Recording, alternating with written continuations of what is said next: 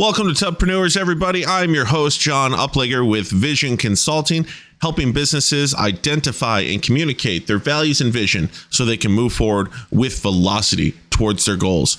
I'm joined in the tub today by Jordan Anderson. Jordan's company is Pancake Boy Productions, and oh boy, do we have a great interview for you today. Let's go ahead and jump right in and figure out why the heck Jordan named his company Pancake Boy Productions. So tell us a little bit. I know the answer, but nobody else does, at least that's possibly listening. Why the hell did you name your company Pancake Boy Productions? Well, there are two answers to it, and one informs the other. So as a high schooler, grew up around here, and at the time, the only all-night place that was open for anybody who was under 21 was an all-night diner, the Clock Fine Food, over on the east side of town. And so everybody of a certain age would go there and hang out. And I'm a man of John. When I make up my mind, when I like something, I stick with it. Sure. And so I've always loved pancakes growing up. And so going in there, I would always order pancakes. And the staff got so used to this, when I walked in, they would say, "Oh, look, Pancake Boy is here." And the host would yell that back to the cook.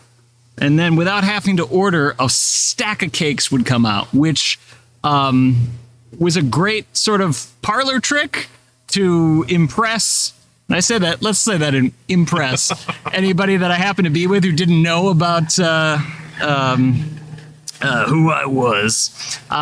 So the name just sort of stuck with me for a lot of years. But so that's how I got the nickname. But the reason I named my business that, when I formed the LLC back in 2006, and I named my business that because of exactly the tee up that you made. Because you're like, what in the heck?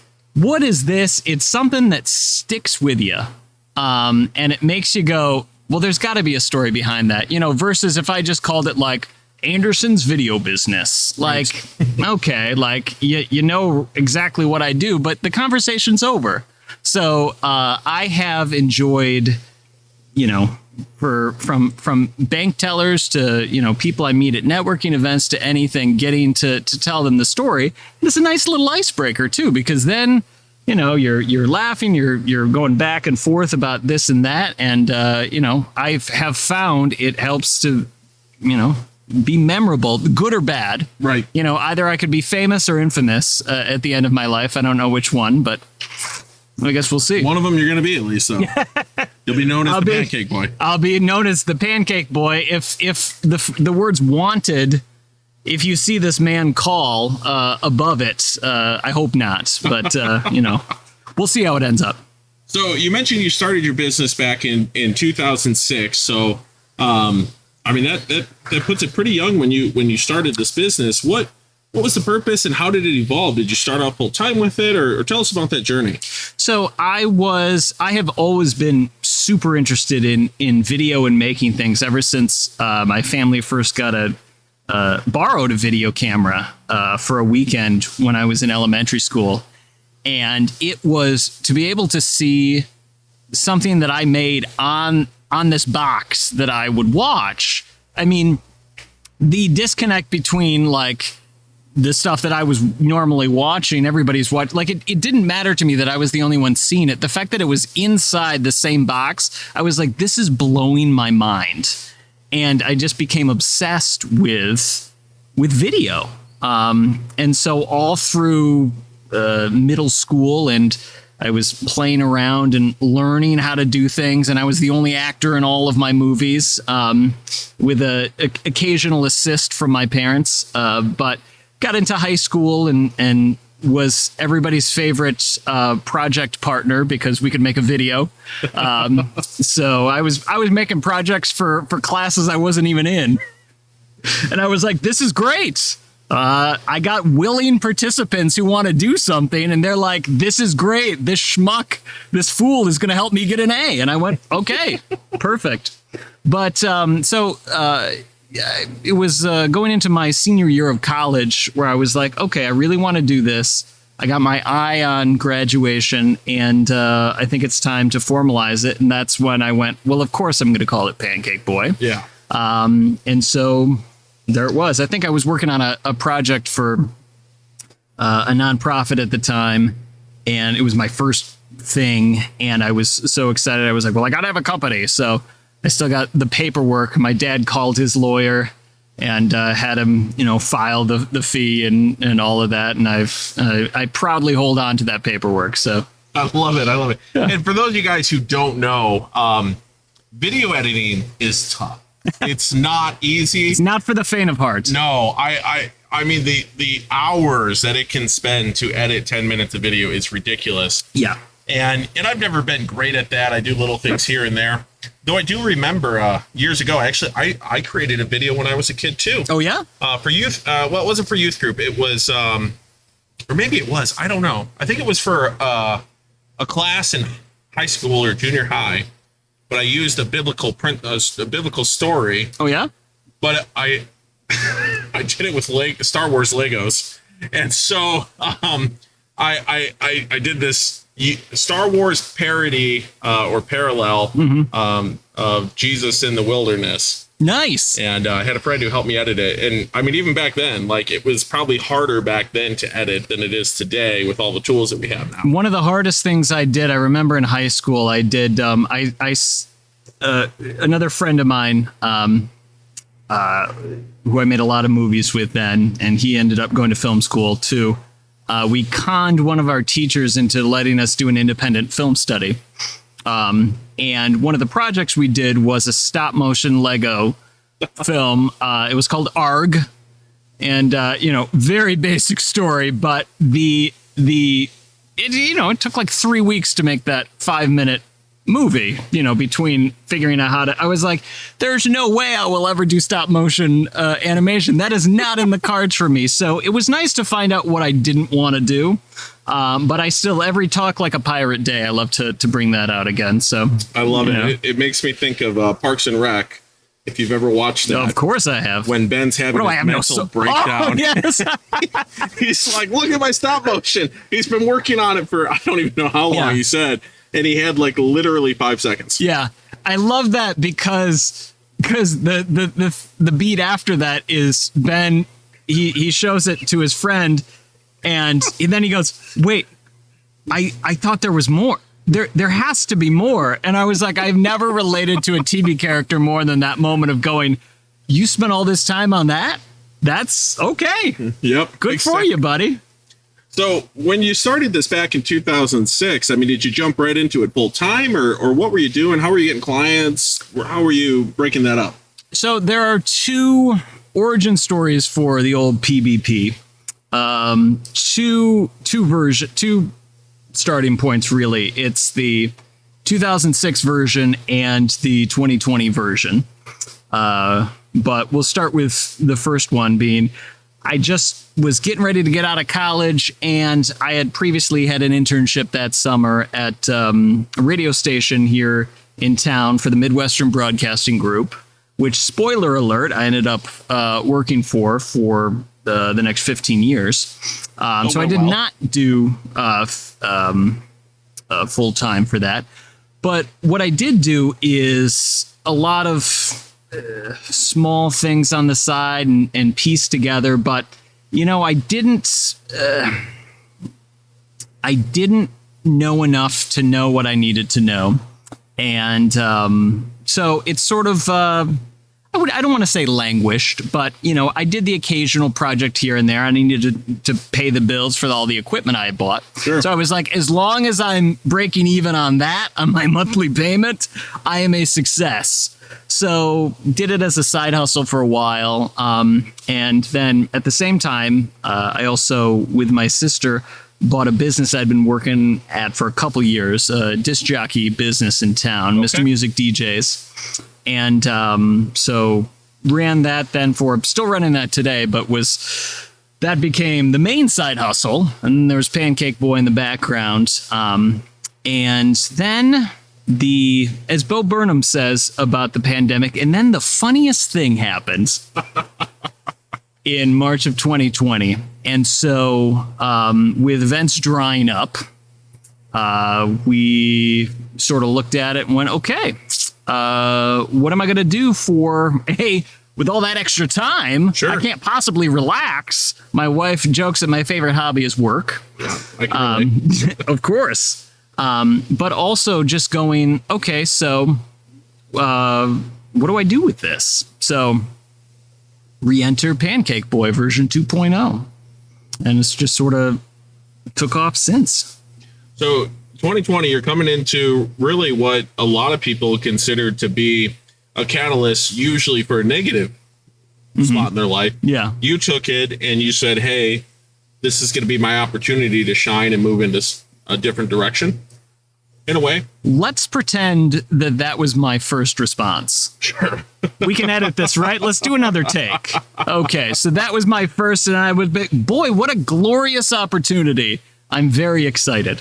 Eventually, I did come around to that. And I guess one thing that I need to say is that video crept back into my life accidentally, because a couple years prior, I had sold my camera. I was not really doing much. And I started to make some videos on my phone for my wife, who had a talk show at the time at the same company that I was working for, a radio company. And I was like, you got all these segments. Let's do some stuff. And I just on a whim one day, we were going to brunch and highlighted the place that we went, Sugar to Salt. Great brunch spot in town if anybody's interested, but put it together. And I was like, A, that was insanely fun. And B, it was like, this isn't that bad. Yeah. So from that, sort of started to rebuild my re-entrance into the video world and into the content world. And so when 2020 happened, it went, hey, what if just leaned into this thing that we're already doing just a little bit more? And instead of just doing it for my wife's brand, Yeah. what if we get some other clients too? Sure. So you created that. Now, are you doing this full time now? Or? I am doing it full time. This is my January 1 was my first day of complete self-employment. So what was that like? I mean, what were your feelings as you kind of decided to take this step? I mean, obviously it's still pretty recent for you. You're talking about 9 months. What was that like? What were the feelings you went through? How did you come to that conclusion? What was the conversation with the missus about? Well, she was very supportive, and she is my partner in this whole business. I'm a co-owner, and she has her own other full-time job now. She's moved on to a different career at the Children's Advocacy Center, but she's still very involved in a lot of the strategy and planning, and she is much faster with ideas than I am. I think I'm very fast with figuring out how to execute an idea creatively. Okay. But I got to work a little bit harder at the copywriting. Okay. And I think, which is funny because I was also a copywriter for 15 years, but she just comes up with stuff insane stuff immediately. So it's wonderful to have a partner like that. So that's all to say. She was very supportive, and she also knew that I needed to. I don't play well on teams, and it's really hard for me to, this is not a great thing, but I put a lot of my self-identity into my work and what I do. And if I don't feel like I can steer the ship in a way like, I need that. So it's being an entrepreneur and being able to have the good ship Pancake is great, because it allows me to get out and I'm living and dying by my own sword. And, whether or not I succeed or fail in a day, I have never once regretted what I did. So it just sort of, how did it happen? It just sort of came up naturally. So that year and a half then, where we were sort of building things, it was a perfect bridge, because here I already had a full-time job. I'm doing this on the side. So then I can afford to start. I don't need that money. Right. So I'm able to buy some more equipment that I need. and just sort of keep an eye on it. And it got to a point where I was like, I can't ignore that. I think it would be financially better for our family. I think I need to leave my full-time job. And that's the best moment that you can have for being like, there are risks and there are foolish risks. And as long as you got a lily pad, leap and the net will appear. Yes. But maybe before you leap, just survey, figure out which direction you want to jump in, because there might be something out there already. So, sure. Yeah. Absolutely. And I love that. And I hope you guys are listening to this. I mean, you're talking about taking an opportunity like COVID to really start to push into something new, whether you knew it at the time or not. You know, I mean, I can give you all the credit in the world. Obviously, hindsight's 2020. Well, please, if this podcast can just turn into an admiration society, and that's fine by me. Well, it really is. I mean, anytime that you look at business owners and entrepreneurs, they find ways to take situations that others run away from or are scared of or want to just kind of hunker down and go in their shell. Yeah. And they use those as opportunities to grow and move forward and find solutions and create opportunities.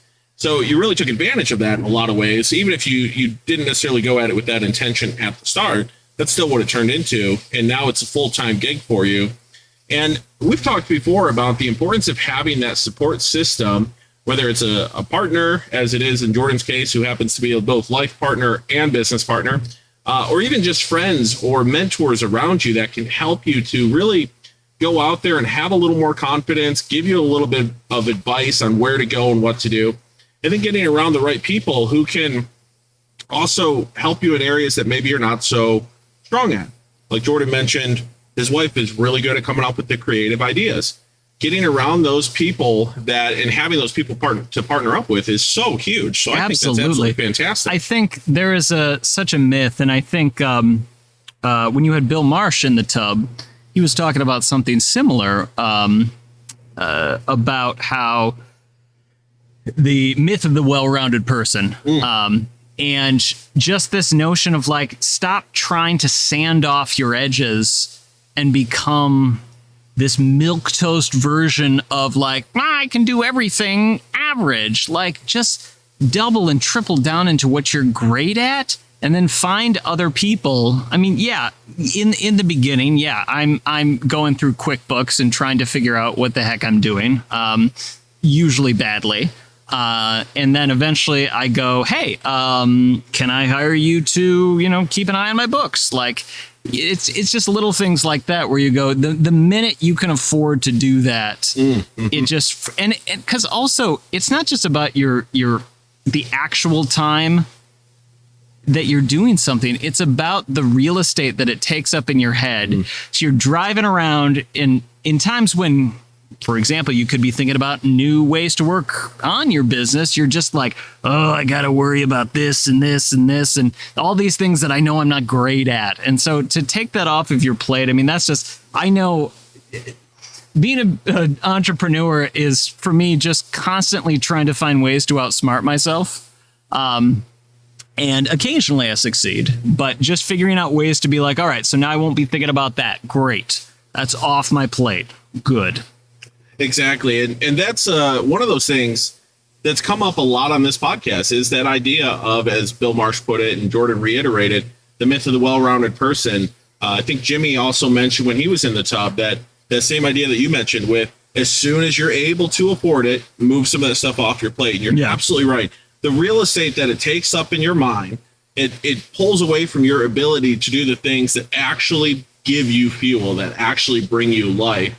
And part of being a business owner, entrepreneur, is realizing that you don't have to do everything all the time. No. Like you want to get to a point where you're able to push some of that stuff off and focus on the areas that bring you passion, and you're able to create other jobs for other people out of that as well. Absolutely. And you don't need to, because also like what fun is the joy of the journey of entrepreneurship if you're just like, ugh, and I got to do all these other things I don't like. So I think it's great. What I love it too is I was reading through The Vision Driven Leader, which is a great book by Michael Hyatt, and one that was actually recommended to me a while ago by Bill Marsh. And I was reading through this, and for my own business, it was like an aha moment for me. He said, if your vision doesn't include other people, it's not big enough. And I went, oh, shoot. Like, I have a vision for Vision Consulting and what I want to do with that.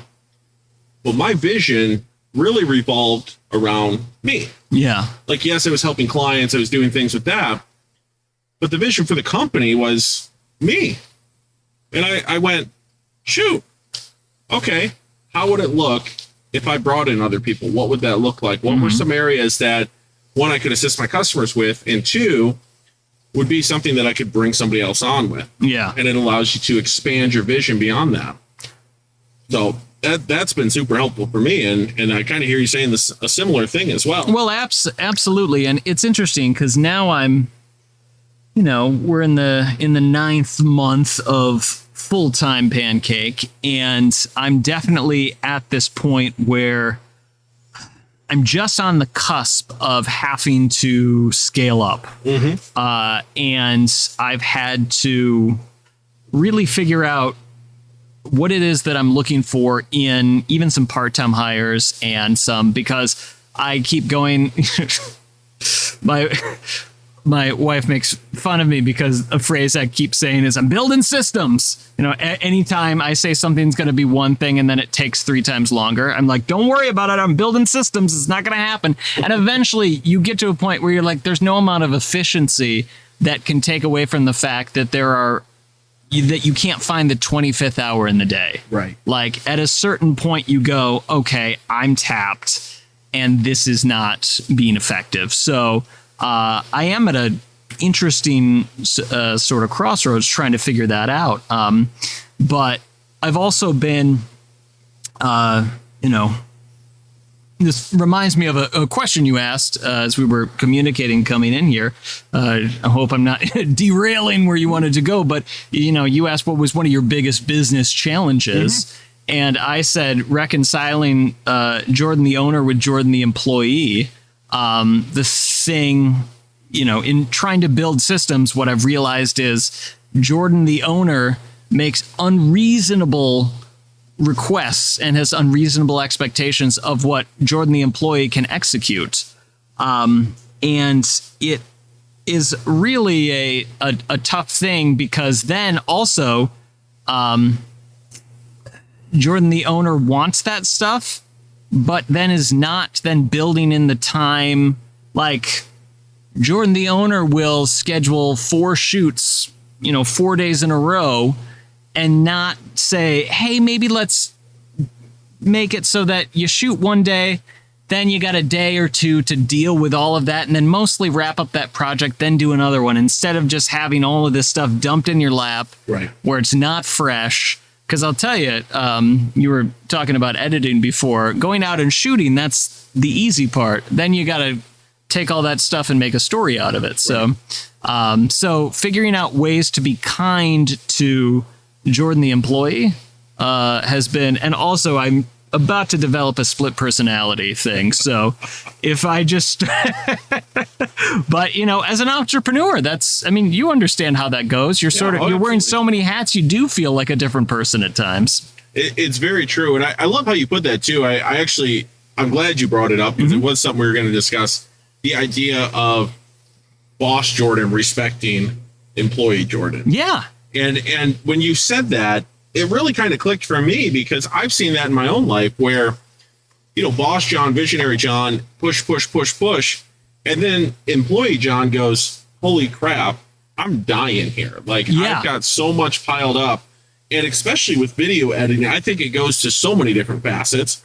When I think about video editing, I know for me, like even being able to get these podcasts uploaded, pull clips from the podcast, it's so much easier when it's fresh in my mind. Yes. Because I'm already like, okay, yeah, I wanted to clip that one part there and I could do it. And then I'm focused on it instead of pushing it off. And then sometimes it just doesn't get done. And then what happens is what you're really fighting against when you do put it off for a little bit, when it's not fresh, then you go, it's Zen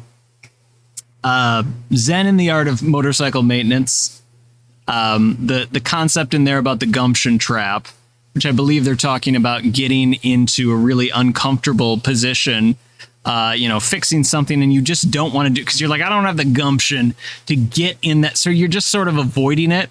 And so the concept of fighting against a gumption trap, you're just like, I don't really remember. Oh, it seems like it's worse than it is, because then we're always like, I don't know, maybe there was something really hard in there to fix that I don't remember. So then you start rationalizing, well, I'll do it this afternoon, or then I ran out of time, and then you're really in a pickle because Jordan, the boss, is going, well, what the heck, man? Yeah. I gave you a deadline. What's going on here? And this goes back to that mental real estate.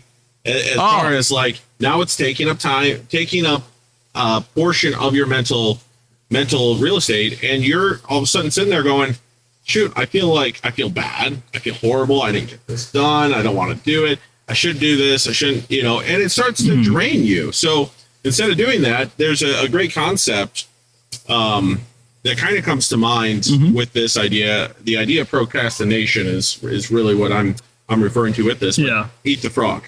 I don't know if you've ever love heard. Eat the Frog. Yeah, great book. If you've ever had the opportunity to read it, if you haven't, check it out. Oh yeah. But he talks about the idea of if you had some weird disease where you had to eat a frog every day or you were gonna die. Like that's just how it went. like you do. Right, like all of us do. Yeah. I mean, I eat a frog every day, right? It's a normal thing. So if you had to do this or you would die, you have two choices. One is you wake up in the morning, you look at the frog, you start to think about how you're going to have to eat this thing, how slimy it's getting. This is going to get gross, by the way. How slimy it's going to be, the pop that's going to happen. It's mushy, it's gross, it's disgusting, it tastes horrible. All this stuff. And you start thinking about it and you're like, I'll do it later. I'll do it later. And all day you're sitting here just stressing. Your whole day is ruined worrying about the frog. Yeah. And you get nothing done. And then you get to the end of the night, and guess what? You still got to eat the frog, or you die. So you eat the frog. Or you get up, you see the frog there, and you go, okay, and you eat the frog. And I had my own kind of eat the frog recently. Yeah. Yeah, it was delicious. I know. Where I was doing a challenge, and part of this challenge that I put this challenge off for months because of one little thing. Part of the challenge was a 5-minute cold shower every morning. And I went, no, I don't want to do this. So I put it off, and it was taking up real estate just in my mind because I'm like, I really should do this. It'll help with my health. It'll help with my discipline. There's all these good things that'll come off of it. But I just don't want to do these 5-minute cold showers. Yeah, because you're like, why would I want to be uncomfortable? And the first thing of my day? Nonsense. Yep. And so I decided to do it. And that's what I did was I ate the frog first. Yeah. I literally got out of bed and I jumped in the shower, took a hot shower first. But what I do is I take a hot shower, I'd suds up, and then I turn that water cold. And I spent 5 minutes in what started as pure agony. I actually came to really enjoy them. Like now that I'm not doing the challenge, I'm 30 Everyone I've heard that does that says they come to enjoy it. Yeah. Oh, it's so good. But it took that initial eating that frog in the morning for me to actually learn that it's really not that bad. And see, the funny thing about how I've heard eat the frog too is that there's a epilogue to it is that if you have 2 frogs to eat the biggest one first. That makes a lot of sense. I think about that almost every time I make my to-do list.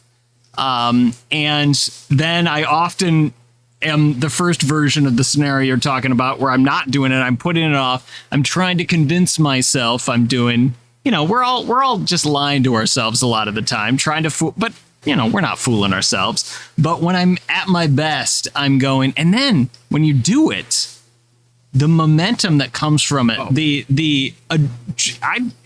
dopamine, the adrenaline rush, whatever's going on in my head, I feel so good that then I can use that to snowball into something else. And all of a sudden I'm like, I've had a really good day. Got a lot done.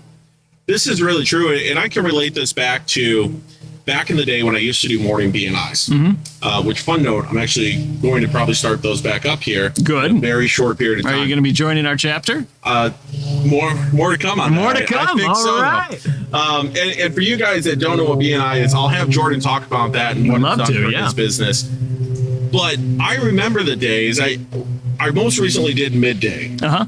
And midday was cool, but midday didn't propel me anywhere in my day. Actually, and I love midday, it kind of became a hindrance, really, because it's right in the right in the middle of the day. You don't. And so yeah. I can't do anything before, and and then you don't have a lot of time to do anything afterwards. No, but the days when I started, I woke up at dark 30 and went to a BNI meeting at 7 in the morning, where I wasn't just showing up at 7. You had to show up at 6:45 or so, and you had to be on.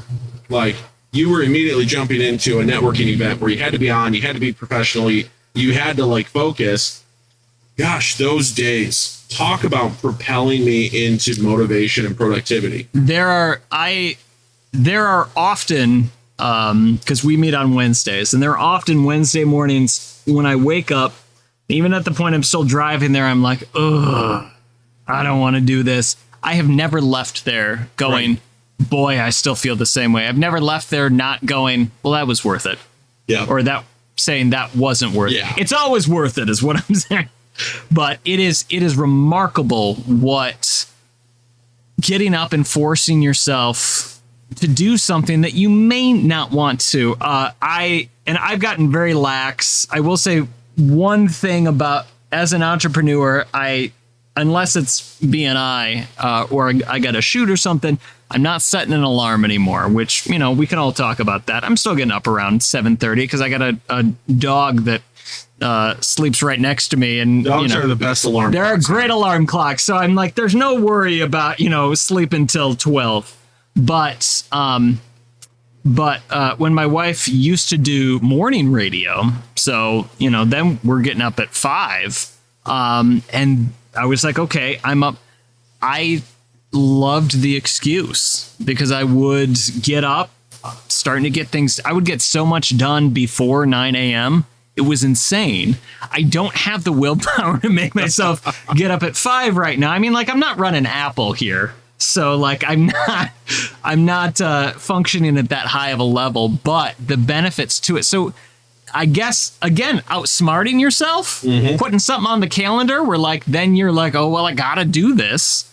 Yeah, because I mean, listen, I'm just a dumb meat computer. I am so easily fooled. So just make it so I can't get out of something and I'll be so happy. Right, exactly. Yeah. That scheduling anything in the morning is great. Days, I'm the same way. I don't usually use an alarm. Yeah. I don't sleep all day either. But I kind of found my getting up early in the morning most of the time, unless I had something scheduled, wasn't super productive anyways. Yeah. So, but the days that I do my best Yeah. are days I have something scheduled in the morning. Absolutely. And whether it's a BNI, it's a coffee, it's breakfast with a referral partner or a mentor or just a friend. Having friends is so important as you grow your business, to have people you can get around and actually have fun with. It's a good thing. But there's so many things within that where it's give yourself a reason to go and start your day right. Absolutely. So with BNI, can you kind of talk a little bit? Not all of our people who listen know what that is. We've talked about it here before with some different folks that we've had, member of BNI. Can you tell us a little bit about what that is, what that experience has been like, and how it's helped or hindered you as you've kind of grown your business? Absolutely. So I joined, I checked it out last year, had a friend invite me, and I joined early in 2022. It's been great for a variety of reasons. It's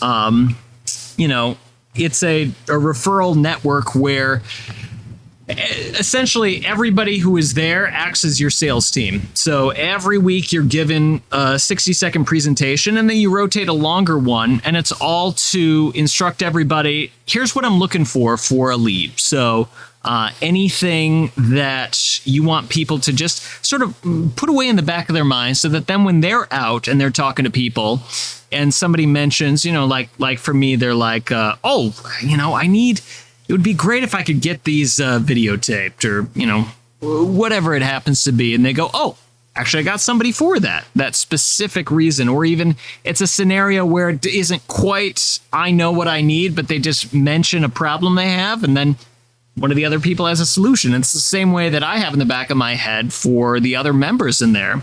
And it's great because there are no competing industries, no competitors in there.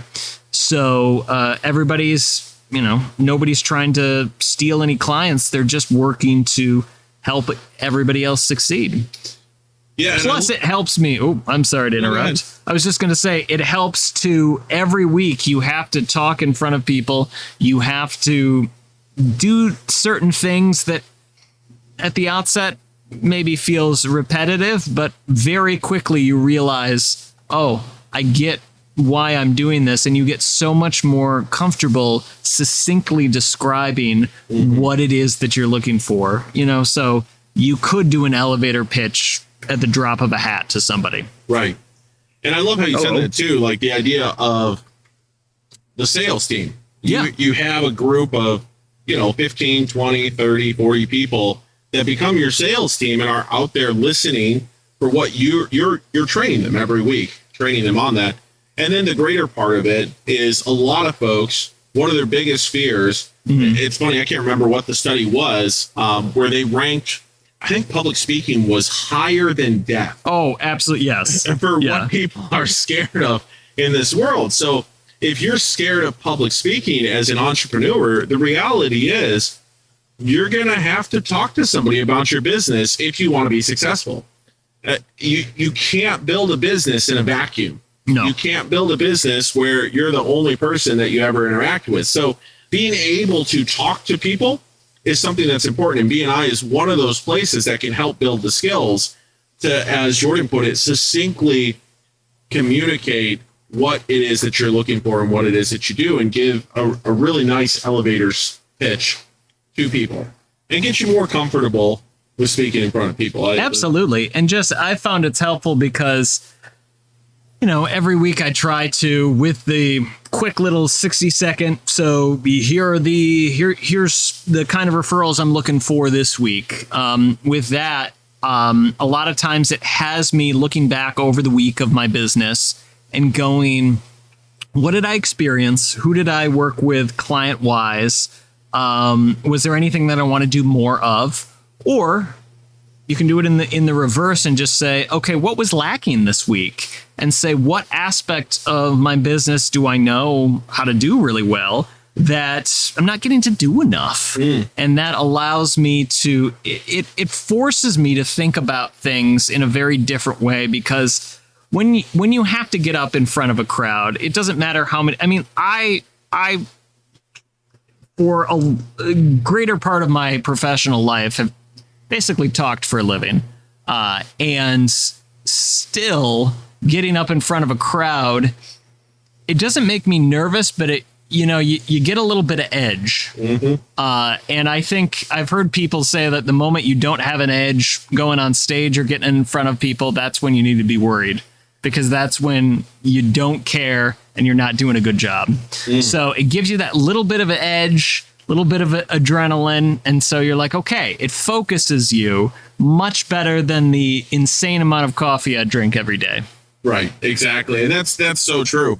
So obviously BNI has been a way that you started to build a client base. You started to kind of grow into having this be your sole source of income. What are some other ways that you've been able to go out and get clients that maybe would help a new entrepreneur as they're looking to start their journey? Well, a couple things. One is just an extension of the BNI model, referral based, which is just doing good work for one client that then leads to good work for another client, and just continuing to provide as much value as possible so that people go, oh, you got to, in my business, in any business, especially service-based, you always got to be careful not to price yourself out of the market. But you also have to be, walking that fine line between not undervaluing your services. You can do that in the way of just like, I'm working very hard and I'm not getting what I need. But you can also do it in people going, why is he so cheap? What's wrong? There's actually, I mean, there's been psychological tests about how that can affect people's buying habits. They go, it's too cheap. It can't be good. And I think a lot of people starting out are just so insecure or really want to build up a client base and be able to put some logos on their website. They go, I'll do it for next to nothing. And you go, okay, but your work is good. Don't do that. So referrals and that's been really important. And the other thing that I've done is just try to create things that do my own services for myself. I started this spring and summer doing a little show called Building Pancake Boy on my socials and on my website, which was just sort of a commentary behind the scenes of whatever I was shooting or whatever I was dealing with. And a lot of it I would incorporate because I've been hauling around these boxes of tapes from my entire life. You know, I got a bunch of high 8 tapes and these mini DV and all these old cameras. And finally I borrowed a few players and everything, importing all this footage. And I thought the goal was just, I want to digitize the finished products just so I don't have to have these VHS tapes. Right. I realized the actual treasure were all the stuff in between, the full master tapes, seeing the outtakes, seeing all this other, because I went, oh, this is seeing this behind this and stuff that I'd completely forgotten about. I think the favorite thing that I ever found was a self-interview I did when I was about 14 years old that goes on for, I kid you not, 45 minutes.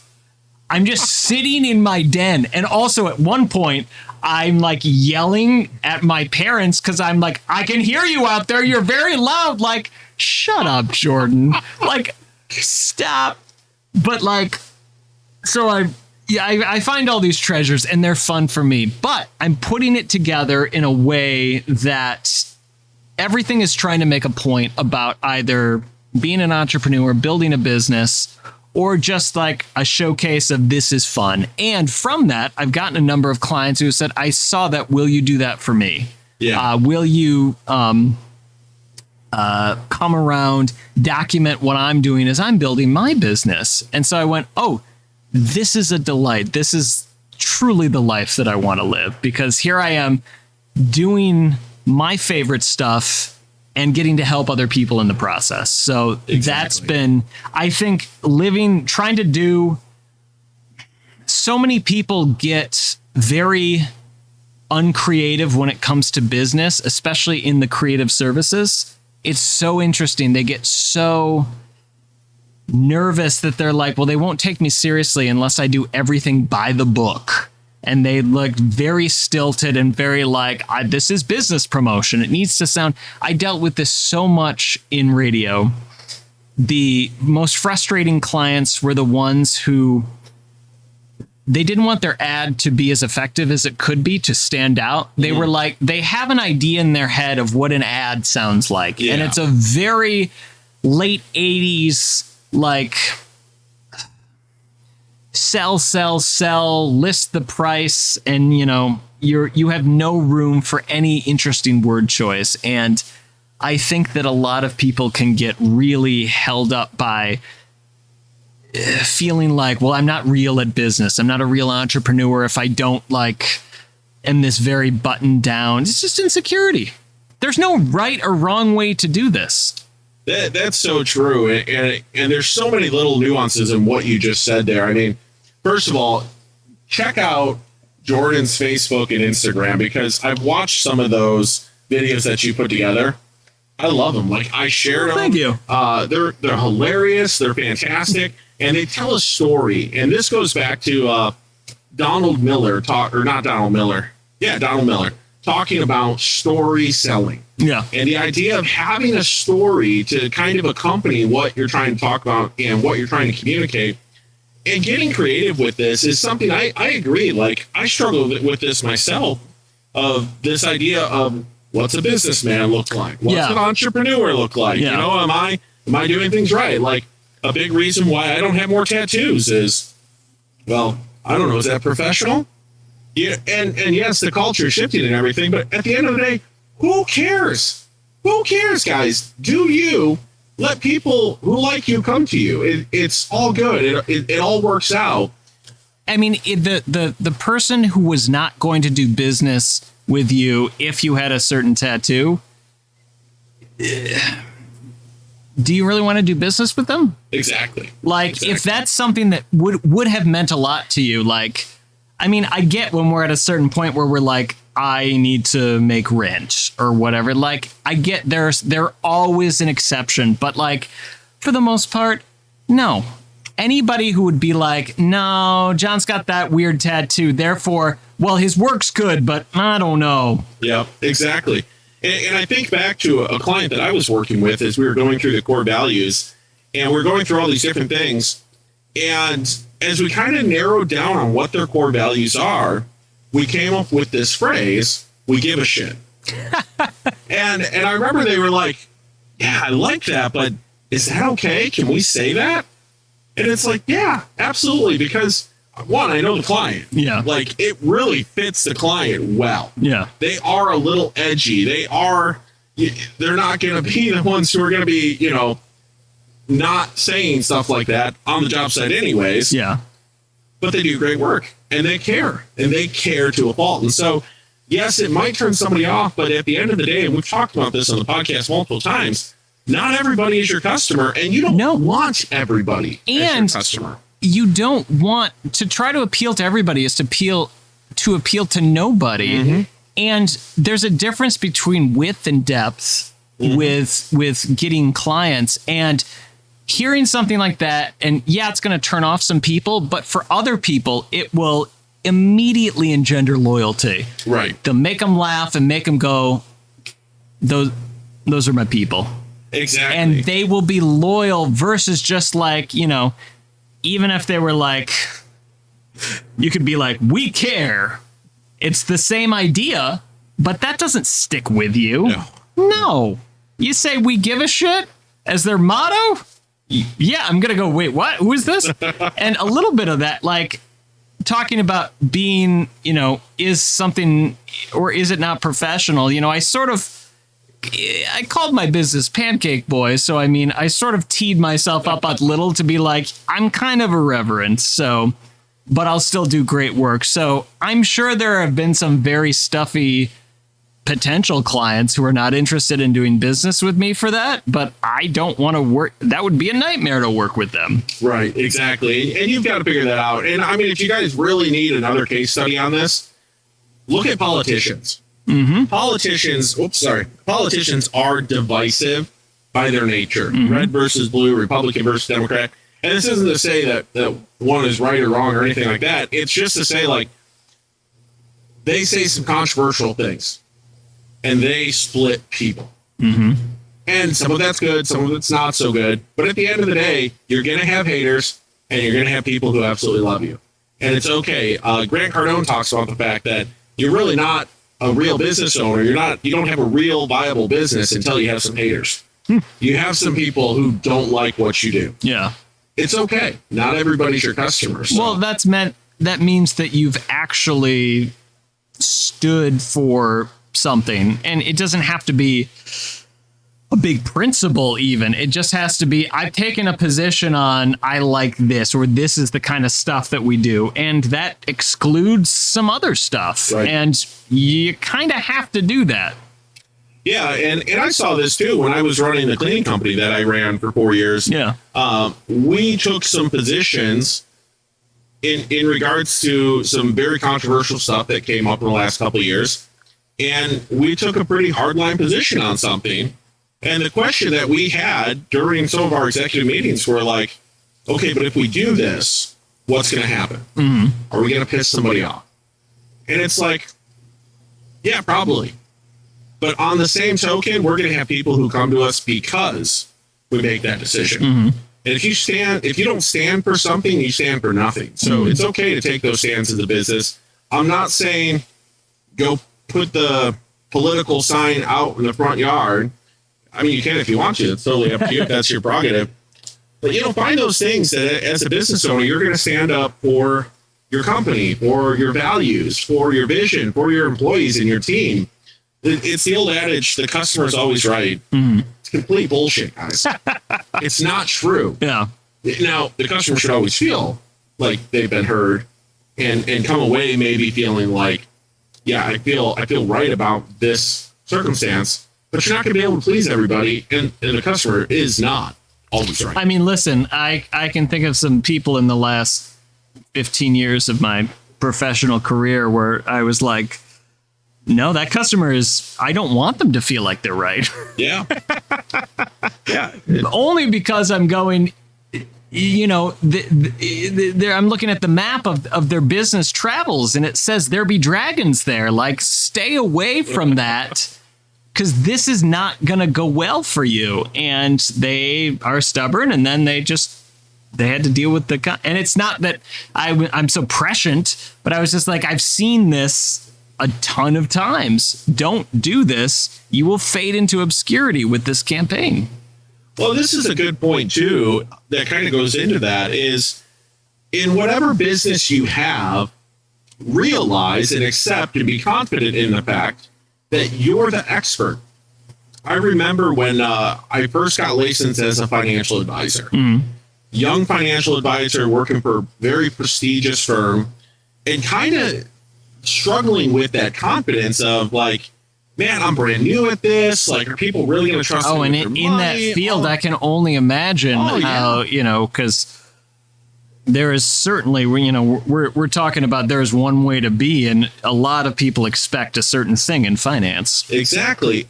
But at the end of the day, with the training that I had went through and the licensing that I had to get, and all of these different things, the backing behind me with the big firm, all of this stuff, the fact of the matter is I was better positioned and knew more than 95% of the people on this planet. And you are the same way in your business. Jordan's the same way in his business. I'm the same way in my business that I'm in now. Don't be arrogant, don't be an asshole, but like understand and have some confidence in the fact that if you started a business because you're good at something, because you have passion for something, you're probably learning constantly. You've probably done it a lot. Mm-hmm. And at the end of the day, you know more than 95% of the people. And that's why you're doing it. That are smarter than you and or think they're smarter than you and want to do it themselves, cool. They're not your customers. There's still 95% of the people out there that can be your customer. That's a big slice of pie left over for you. So as you were kind of going through this, obviously, like, you've had the business since 2006. You just went full time with it. What's kind of one thing that, as you look back over your business journey, hindsight 2020, right? Mm-hmm. What do you wish you could go back and tell young Jordan about his business if you were able to go back now and say, man, I wish I only knew this? You're going to figure it out. And that applies to any sort of... So something I learned from the DJ business, this was back when we were full steam ahead, and I had 6 people working for me, and there were 4 at a time, and I was often doing a wedding at the time. And that was a bit stressful, but also I would get calls a lot while I'm trying to work, and somebody is going, oh my God, I can't. Something's not working. And a lot of times in transit, a button had gotten knocked on something. And so I had to learn how to troubleshoot over the phone and figure this stuff out. And I never didn't figure it out. And sort of what that taught me was take a breath, any calamity. But at the time I was like, this is the moment. This is where it all falls apart. Yeah. And in any shoot that I've done in the video world where I'm just, I think it's going okay. And then, oh no, I get the footage back and it's not. I've done things even recently where like umpteen things I didn't think were going to happen. And I had to find ways around them. You're going to figure it out. You're going to find ways around it. Take a breath. What you're doing, you're not a doctor. Mm-hmm. You're going to figure it out. And more importantly, have faith in yourself to know that,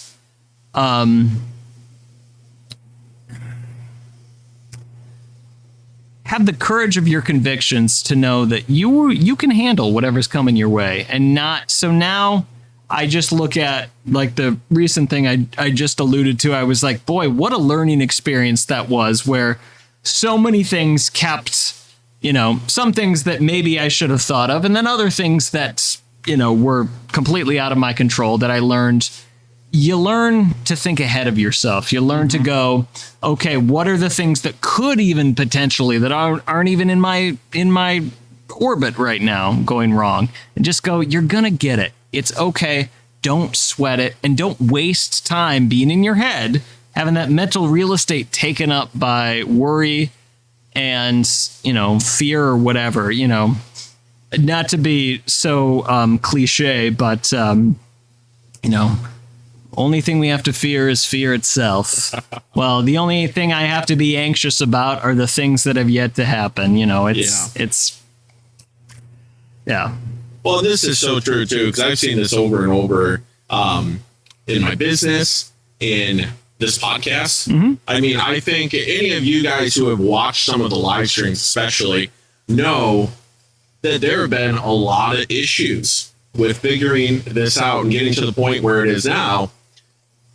And there's still growth that can happen here, but it's so funny to me looking at it going, okay, you figure it out, you work through it, you come up with solutions. That's a big reason why people who are entrepreneurs get paid so well, is because they're the ones who are willing to tackle the problems. They're the ones who are willing to take the time to figure it out. Mm-hmm. And they're going to tackle them head on. They're not going to accept, well, that sucks. I guess this isn't going to happen. Yeah, I'm going home. I'm off the clock now. Yeah. They stick around and they figure it out. And that's why they make good money. That's why they have that opportunity. That's why the majority of people are scared and nervous to step into entrepreneurship. So like Jordan said, you're going to figure it out eventually. I love that. I think that's so important. And whatever it is in your business, you're going to make mistakes. Mm-hmm. I love what Matt Bullock said when he was in the tub. Mm-hmm. It's okay to make mistakes. Let's just not make the same mistakes. Exactly. And if you learn from it and grow from it, it's just, mistakes are great. Failure is great. Mm-hmm. You know why? Because it's a chance to learn something new. And it's really easy. If you want proof of that, more proof, go talk to an athlete that you know. Any athlete will tell you they learned and grew a lot more from a loss than they ever did from a win. Uh-huh. So that's so cool. I appreciate you sharing that. Kind of last thing I want to touch on here. Yeah. We're all about, I believe leaders are readers. Mm-hmm. And as an entrepreneur, business owner, you need to be reading. Mm-hmm. And you need to read a lot, and you need to listen to what other business owners and entrepreneurs tell you to read, because it's probably going to help you out. So on that note, what's kind of one book that you would recommend to anyone who's looking at starting their own business? So this is an outside pitch, but stay with me on this. So I read this free ebook back in 2007. It was by a man named Derek Sivers, and it's called How to Call Attention to Your Music. And you may be saying, if I'm not a musician, why would this be interesting? This is the guy that started this website, CD Baby, which began sort of on a lark just to sell his own band's music. And then he helped another friend out and became the largest independent distributor of music in the world at one time. And he put out this ebook of all these things that he had learned. Anybody, just search for How to Call Attention to Your Music. We actually have it linked down in the description below as well. Great. Because the thing is that, yes, there are some things that are A, dated, and B, that, do apply to musicians. But 80% to 90% is all about creative solutions to promotion. And it's funny because the lessons that I've learned from that every day I think about, and you are doing a great example of that with TubPreneurs, because one of the things that he talks about is you have to be very specific. Don't be general. Like, to paraphrase, it's like, don't be, hi, my name is Mary and my album is My Songs and here is the cover is a picture of my face. No, you want to be like, hello, I'm Chef Mary and these are 7 songs about souffles. Which one is going to be more interesting? And here you are, you could be like, this is John's business podcast. No, this is TubPreneurs. Which one is going to be more interesting and noteworthy and make you go, wait, it's a podcast in a hot tub? Right. Well, I got to check that out. So it is free and chocked full of very bite-sized things like that that have, I cannot push it enough, and I try to make anybody read it who will. So I love it. That's so perfect. And I think it's a great way to kind of sum up so much of what we talked about today as well, with having that unique identity, going out there, being yourself, and really selling people on what makes you unique. Yeah. Don't be like everybody else. No, that's so perfect. boring. It's be so yourself. boring. It's so much more fun to be yourself. And if you got a great nickname that was given to you by a restaurant, turn it into your business. Be that. We do stack up, so. I love it. If you guys want to check out any of Jordan's Facebook, Instagram, YouTube, website, it's all linked below. Highly recommend that you check them out. I'm going to put you on the spot a little bit here because I don't remember if you put anything in for this, but is there any offer that you want to give to the listeners of TubPreneurs if they're local here? So here's what I'm going to do. One of the other lessons is from that ebook is a theory of bring people to the point where they want to start searching. Give them just enough where they want to come and find something. So to that I say, hey, if you've seen me here, reach out, message me, and I got something for you. I love it. So a little bit of mystery in it. A little bit of mystery. I like to keep you guessing. I like it. And of course, again, you guys, you can reach out to Jordan by clicking any of the links below. His Facebook's down there, his Instagram, his YouTube. I think those are the 3 main ones. And of course, his website is also down there. You guys can check out some of the stuff that he did. Jordan, thank you so much. This has been a pleasure. John, this has been fantastic. Thank you. Absolutely. And we'll take some time to finish our cigars. But that's the end of the podcast. I hope you guys check us out on the next one. Thank you.